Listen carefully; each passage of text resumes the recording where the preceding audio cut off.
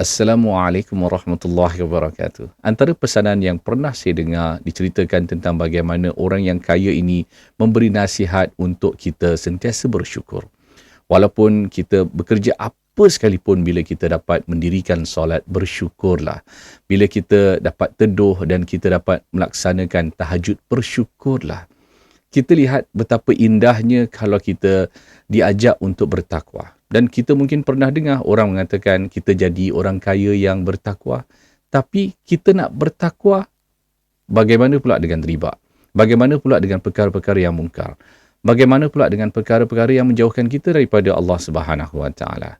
Carilah peluang untuk kita dekatkan diri kepada Allah dan yakinlah kita dekat kepada Allah, Allah akan jaga kita. Allah akan cukupkan rezeki kita. Keimanan ini susah untuk dapat. Kita suka mengatakan tapi. Kalau kita tak yakin Allah yang memberi rezeki, itulah masalahnya.